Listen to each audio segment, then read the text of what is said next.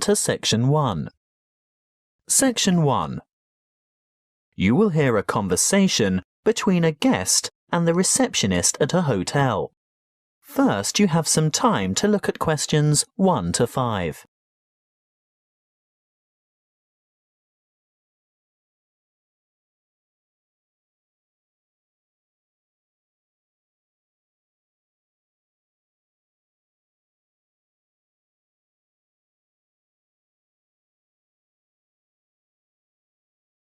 You will see that there is an example that has been done for you. On this occasion only, the conversation relating to this will be played first. Good afternoon. My name is Kelvin Jones. I booked by internet yesterday. Good afternoon, Mr. Jones. Welcome to the Armitage Hotel. Can you spell your first name for me, please? Certainly. K-E-L-V-I-N. Thank you. Do you have your booking number? Or perhaps you printed out your confirmation? The guest's first name is Kelvin, so K-E-L-V-I-N has been written in the space. Now we shall begin. You should answer the questions as you listen, because you will not hear the recording a second time.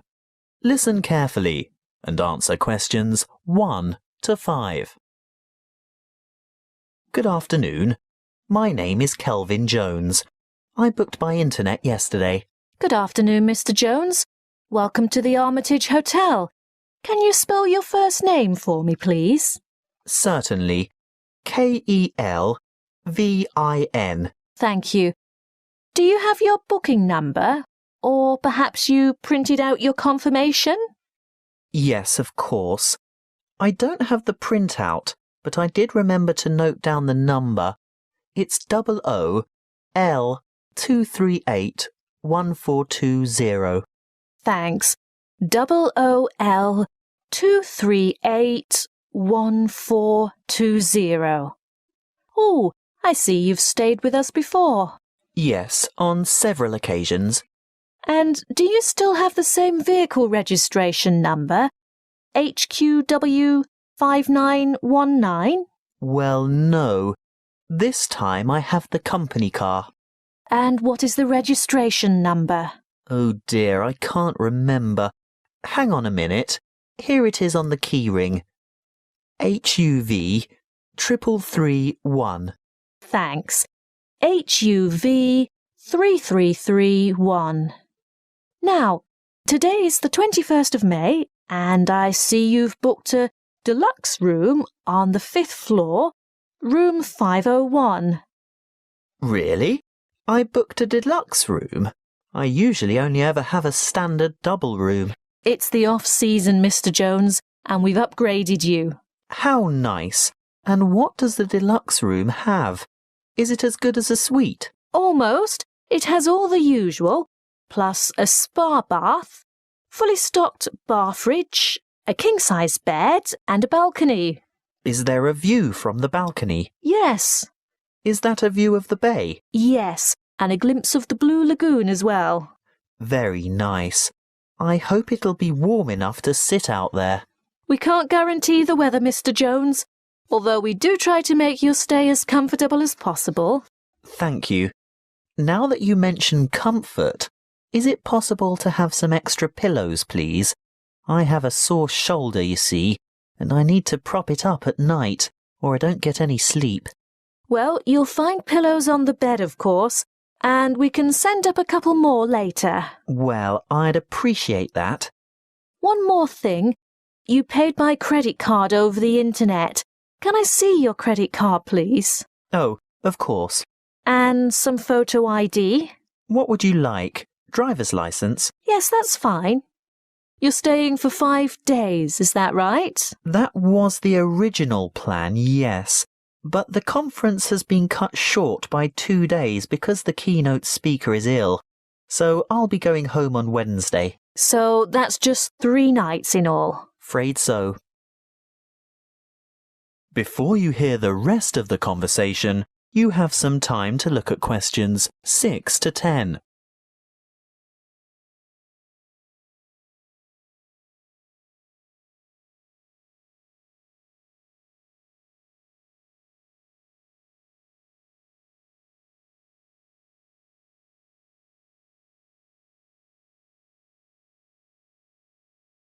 Now listen and answer questions 6 to 10. Is there anything else I can help you with? Actually, there is. The conference is in a building called Chancery Chambers, but I don't have any idea how to get there. Oh, that's the funny-shaped building on the corner of King and Richard Streets. It's quite straightforward, really, and only a few minutes' walk. Look, I'll show you on this map. Good. A map. I like to follow a map if possible. Right, well, step out the front entrance of the hotel and you're on Hobb Street. Head south on Hobb Street towards Gorse Lane and take the second on the left onto Vickers Street West.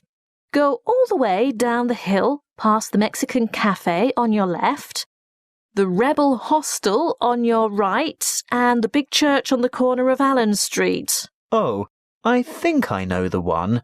It has a huge steeple. Yes, you're right. When you get to the bottom of the hill, you'll have to cross over the main street. What's the name of the main street? Mill Street. Mill Street. Ah, yes, there it is. Cross the main street and continue on to Vickers Street East. There's a big bank next to a bookshop on the corner. Go up the hill towards the entrance to the park. I've heard it's very beautiful. Oh, yes. Well worth a look when you've got some free time. Anyway, don't go in the park. Turn left into Kitchen Street.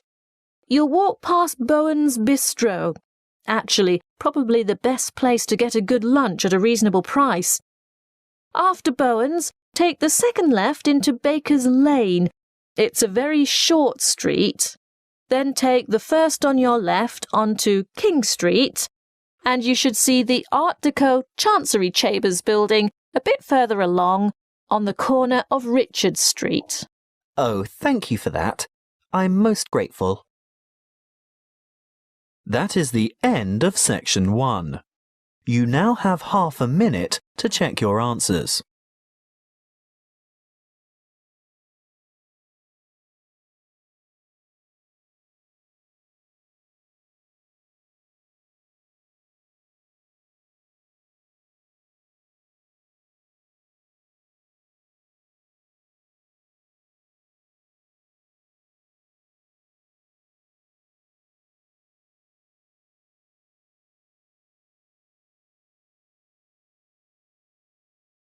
Now turn to Section 2. Section 2. You will hear a recorded message by an employee of an investment society giving information about savings and investment options. First, you have some time to look at questions 11 to 13.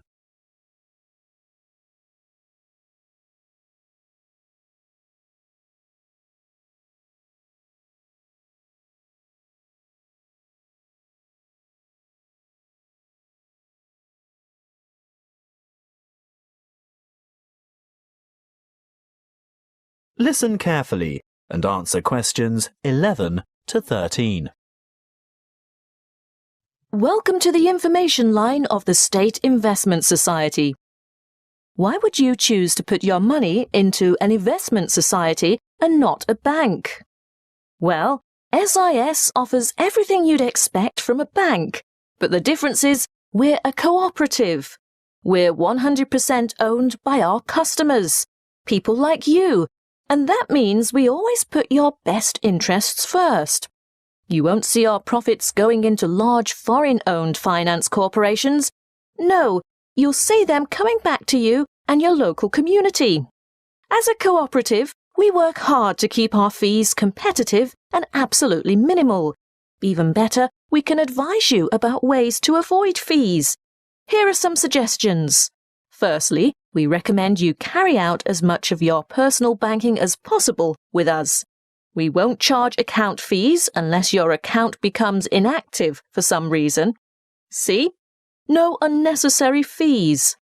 Secondly, if you maintain certain minimum account balances, you won't have to pay any transaction charges for transferring money between any accounts that have the same customer number, although there may be some service charges that apply, such as the establishment of automatic payments. So, how can we help you? Before you hear the rest of the talk, you have some time to look at questions 14 to 20.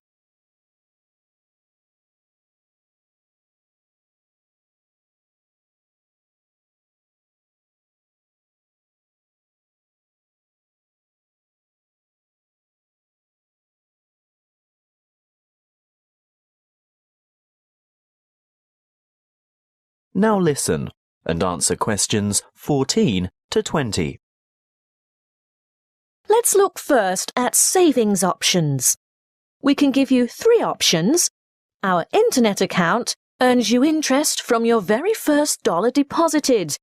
You don't have to maintain a minimum balance, and you earn a good interest rate from the start. Interest calculated daily and paid into your account monthly. You always have immediate access to your money by using the internet, text or telephone banking.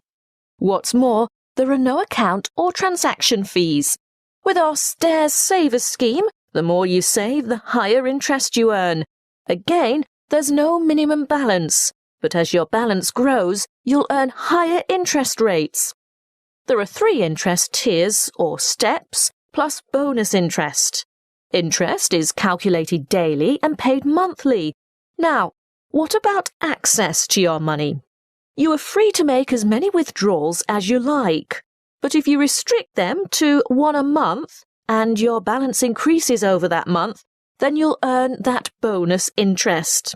With our simple saver scheme, access is available anytime and we don't impose penalties for withdrawals. This scheme has 1 interest rate, no minimum balance, and interest is calculated daily and paid annually at the end of the financial year, the 30th of June. So, you can see that savings accounts are ideal if you're starting from scratch. Do you know you can open a savings account with as little as $10? They're usually the best choice for short-term financial goals. For the longer term, we recommend some kind of investment account. Let's take a look at our investment options. Starting with the safest, the most secure, low-risk option is a basic term deposit, starting with a minimum deposit of $1,000. Interest is calculated daily, but you can choose whether to have it paid out monthly, quarterly, or at maturity. What we recommend if you really want to see money grow is having interest compounded quarterly. You'll only get access to your funds when your term deposit matures, so be sure to think carefully about the amount of time before you lock it away. It could be anything from 6 months to 5 years. Bonds are generally a longer commitment, but they may bring better rewards in the future. There is a minimum deposit of $5,000 and interest is calculated daily. You may choose to have interest compounded quarterly or paid out quarterly. And of course, you'll have access to your money when your bond reaches maturity. Looking really long-term, there is our retirement fund, which is of course a savings plan for retirement. There is no minimum deposit, but the good news is that you can choose to contribute a certain percentage of your income before tax is paid on it. As for interest, well, you choose a particular type of fund which has a different level of return depending on the level of risk. And access? Well, not before you turn 60 years old. As I said, it's a retirement scheme. That is the end of section 2.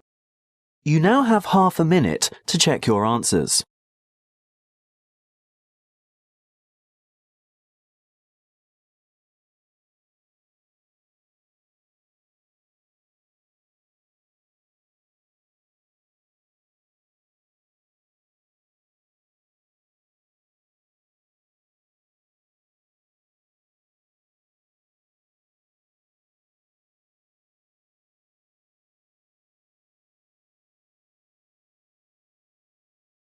Now turn to Section 3.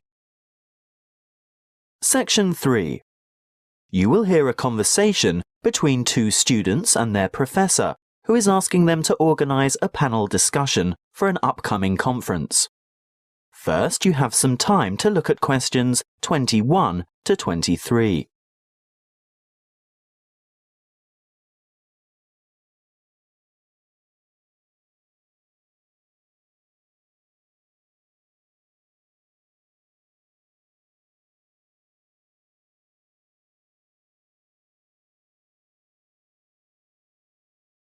Listen carefully and answer questions 21 to 23. Come in and sit down, Louise, Stuart. I suppose you're wondering why I've asked you both to come here today. Well, we've heard rumours. Forget the rumours. I'll get straight down to business. You know that I'm organising a conference on 17th century English literature?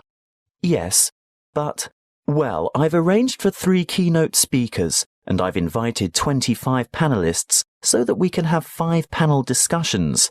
And I want you two to organise one of the panel discussions. But we haven't done that before. Is it like a team presentation? No, the purpose is quite different. In a team presentation, the group presents agreed-upon views, as you have both done at the end of a group project. Yes. Well, in a panel discussion, the purpose is to put forward different views. We want to expose the audience to several different viewpoints at the same session. It can help the audience evaluate their own positions regarding specific issues, and if it's well conducted, it's usually more interesting than a single speaker forum. Before you hear the rest of the conversation, you have some time to look at questions 24 to 30.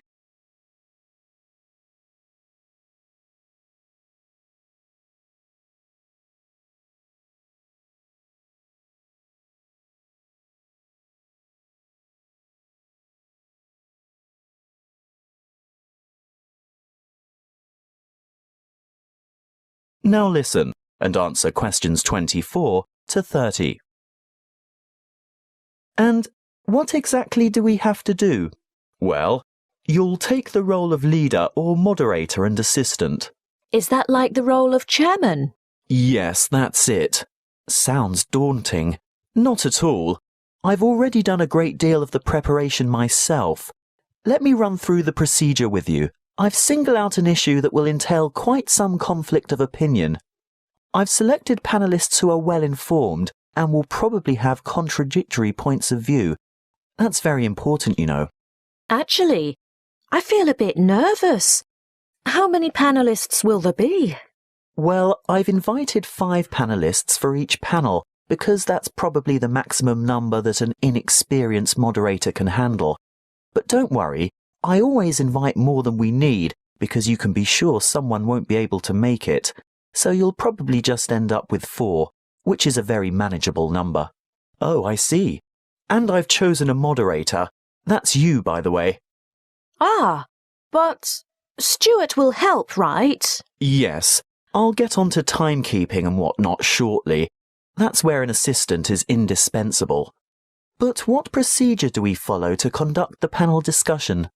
Don't worry, I was just about to say, I've also settled on the format. What is it? There are various formats that can be followed, but I've always found this one to be very effective. Yes? Okay. Make some notes on these guidelines as I run through them, and ask me questions about anything you don't understand. We're ready? Firstly, the moderator introduces the topic and the panellists. But we don't know who the panellists are. Don't worry, I've prepared a short biographical introduction for each one of them, and I'll give you that information tomorrow.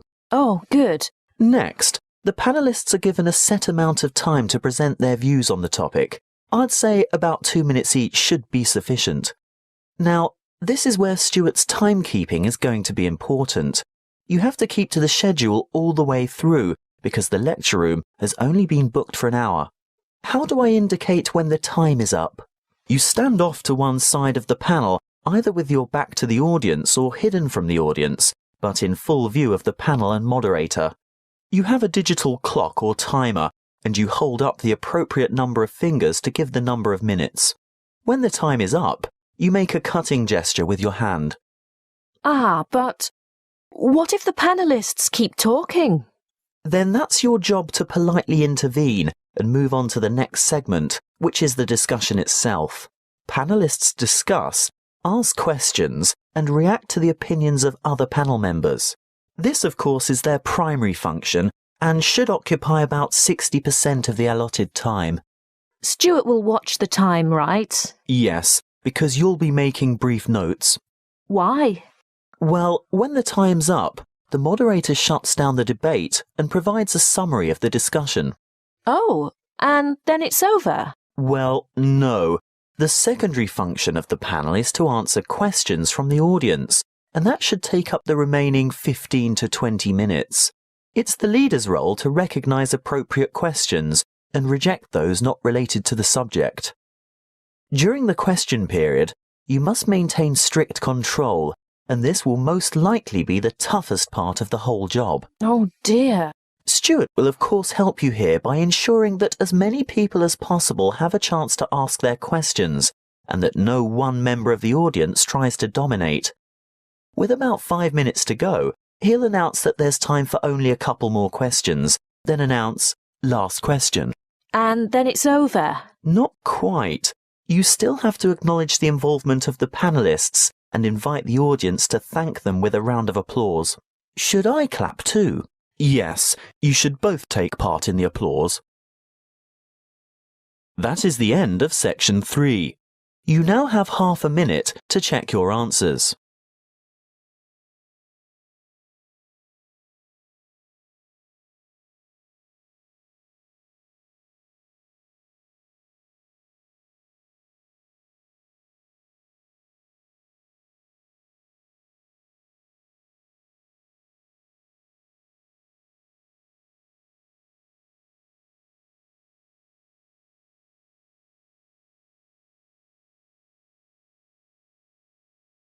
Now turn to section 4.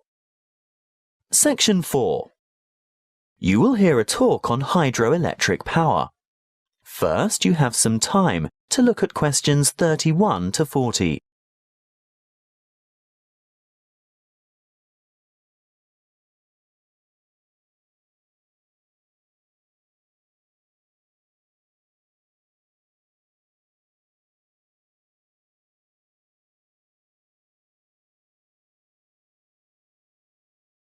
Listen carefully and answer questions 31 to 40.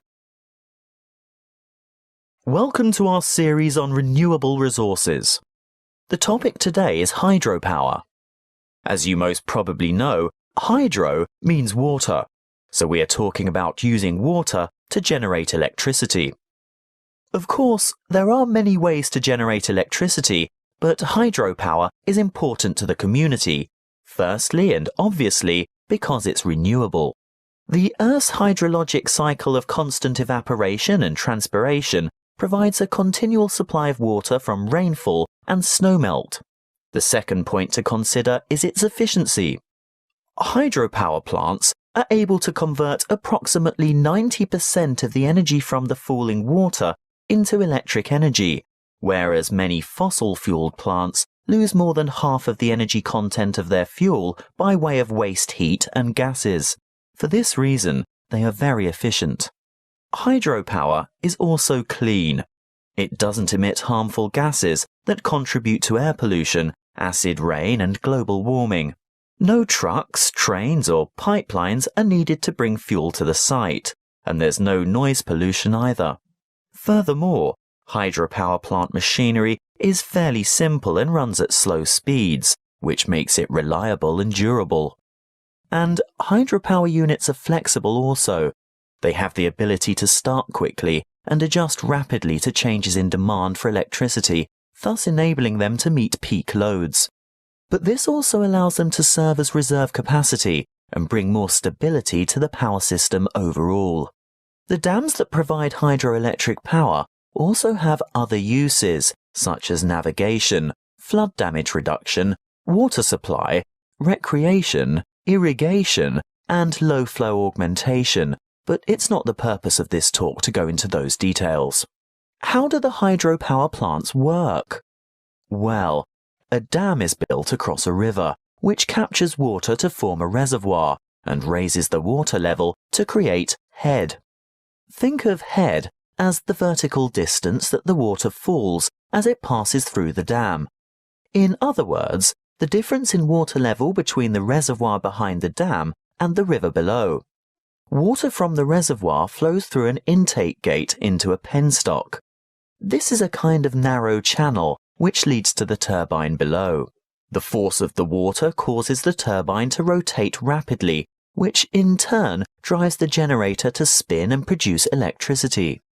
The electricity is carried the long distances from the powerhouse to substations on the outskirts of cities via power lines. Can you build a hydropower unit on any river? Well, no. Just having water in a river isn't enough. A good dam site must have enough stream flow as well as enough head. A fast-flowing river on the plains is probably not suitable because a dam couldn't be built high enough to provide the head needed for efficient production of electricity. On the other hand, dams in arid high country may have plenty of head but insufficient stream flow. The perfect spot for a hydropower plant is where the right combination of stream flow and head exists. What about the environment? Surely the construction of large dams has an environmental impact. Well, yes it does. Certainly dams and reservoirs are built to improve the lives of people living in towns, farming communities and cities. But there must be a balance between development and preserving the natural environment. Needless to say, the natural river environment is changed, which leads to changes in river ecology and aquatic habitat. Sometimes, for example, dissolved oxygen levels below dams get so low in summer that there is a negative impact on aquatic life. These levels can be improved, however, by using special aerating turbines and/or injecting oxygen directly into the stream flow. In order to protect and improve the habitat for endangered and other species of birds, fish and water life, there needs to be a thorough review of operating plans to see if a better balance can be achieved. Hydropower plant design and operation must not only meet the needs of consumers for electricity, but work hand in hand with agencies whose concern is for the fish and wildlife, water quality and water supply. That is the end of section 4. You now have half a minute to check your answers.